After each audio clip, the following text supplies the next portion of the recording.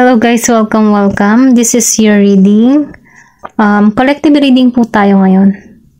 For no contact situation. Ano yung energy ng person mo? Okay? Give me the message. Ano yung energy ng person mo ngayon? Para ito sa mga tao na nakikibalita sa kanilang person. Kung anong ganap sa buhay nila. Okay?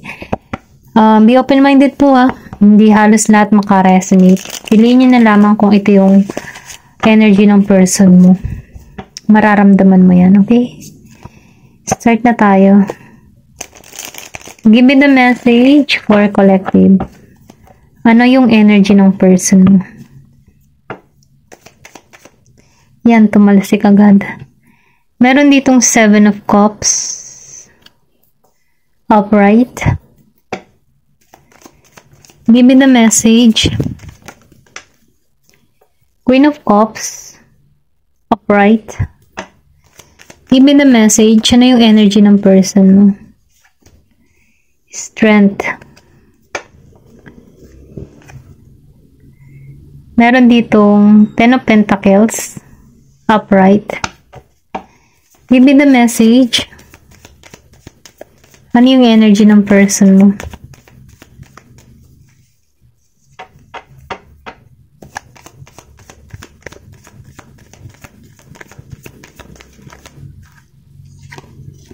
The Fool. 7 of Swords reverse.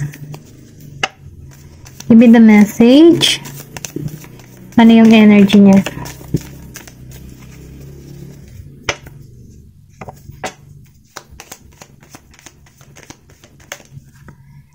Meron ditong Page of Cups reverse.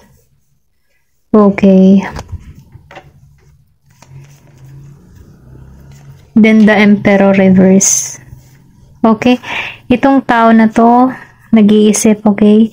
Yung tipo bang mini mo, ano ba yung gagawin ko? Tutuloy o hindi? Tutuloy, hindi. Yung tipong ganun, ano?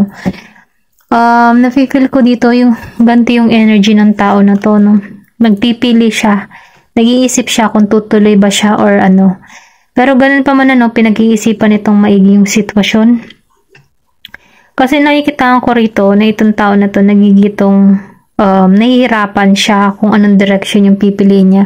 Kung sino ba yung pipiliin niya. Maybe meron pa tong kinakasama or pwede rin sabihin ito yung iniisip ng taong ito sa'yo na meron ka ng iba or meron ka ng present sa panahon ngayon.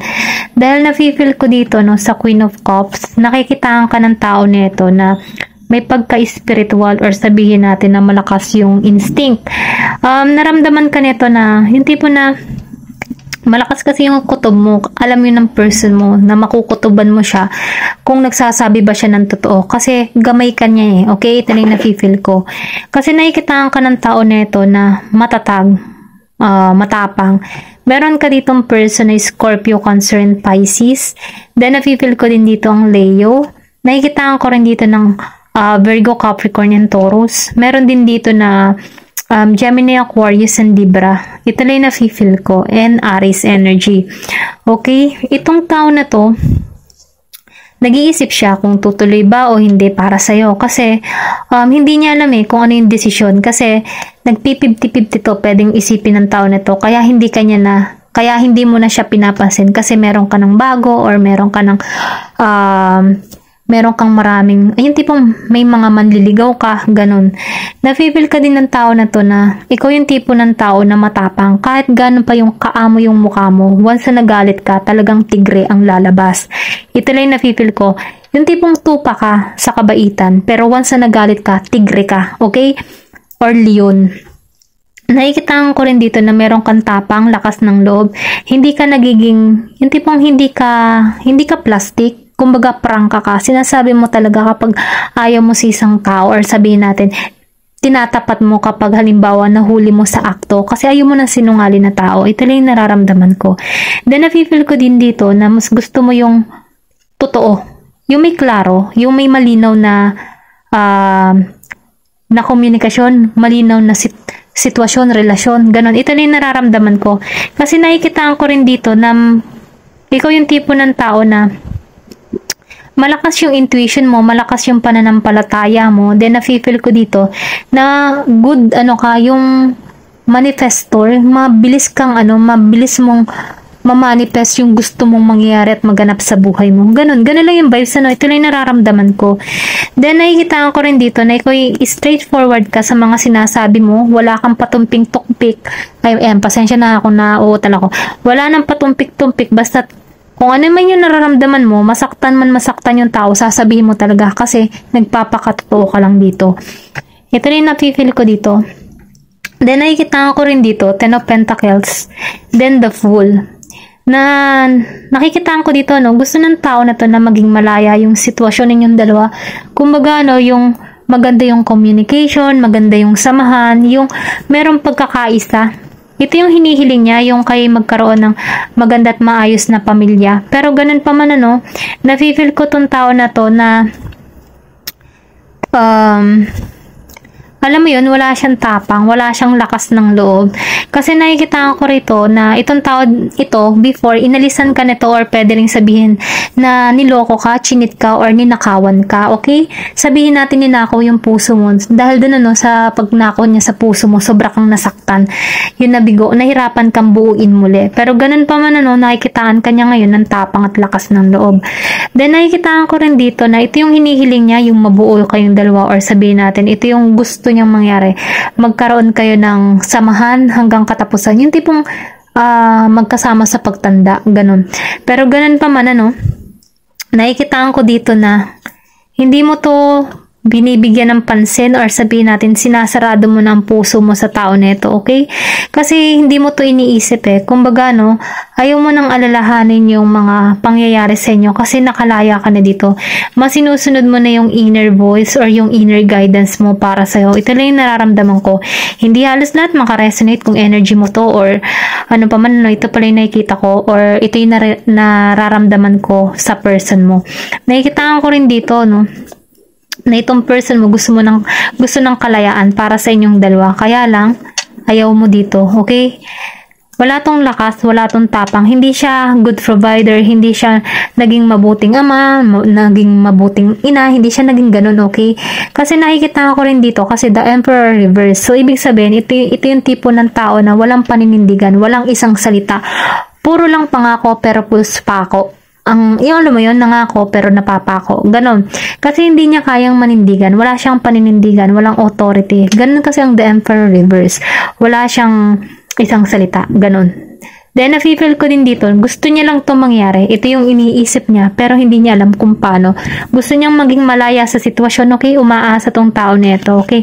Na kung sana magkaroon ng kalayaan sa inyong dalawa. Pero ganon pa man, wala siyang ginagawa. Ito lang yung nararamdaman ko.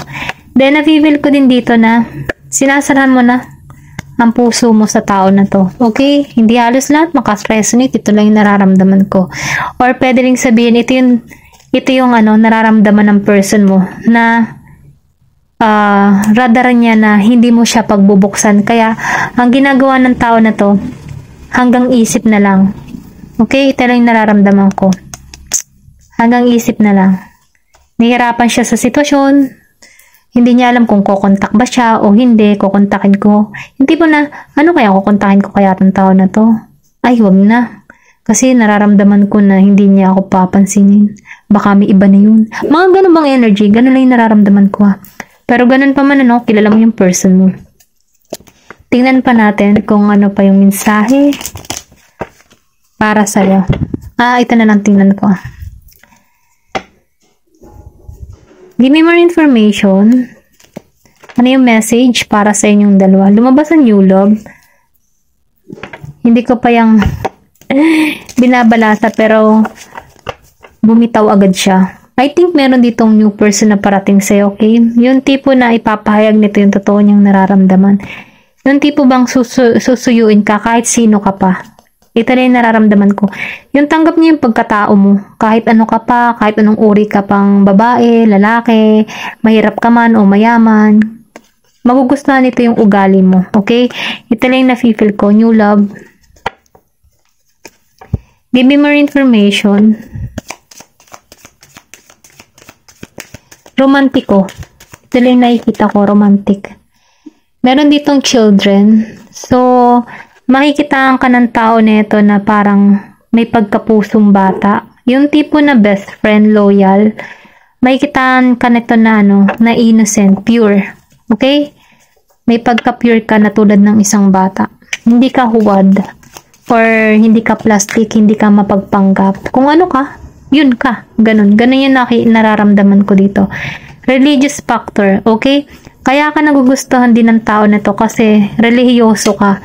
Yung tipo ba na ramdam nito kasi once na ikaw ay relihiyosong tao, ramdam nito na mabuti kang babae, mabuti kang lalaki kasi may takot ka sa Diyos kasi relihiyoso ka. Hindi mo tatangkain manloko ng kapwa kasi naniniwala ka kay God, naniniwala ka sa larangan ng kasal kasi yun ay divine, ganyan. So, na-feel ko dito na malakas yung religious factor mo na kung saan ma-attract mo tong energy nito patungo sa'yo or pwede rin sabihin na ito yung magdadala, okay? Meron ditong malakas yung influence mo sa pagiging relihiyoso mo na kung saan ito'y parating para sa'yo, okay? Then na-feel ko din dito na malakas yung spirituality or yung pananalig mo, ganun lang yung nararamdaman ko. Then dito flirt, meron ditong flirt or sabihin natin na meron ditong energy na kung saan magbibigay sa'yo ng panibagong kilig. Flirting, yung tipong or pwede rin sabihin na merong tao na gusto kang i-flirt, okay? Ito lang yung nafe-feel ko. Na kung saan sa pagiging flirt, mabubuksan muli yung puso mo, yung kilig-kilig, yung mga ganon. Kasi once na may charot-charutan, ganyan. And, syempre, na kikilig-kilig ka, ganun. Pagka-teenager. Give me more information.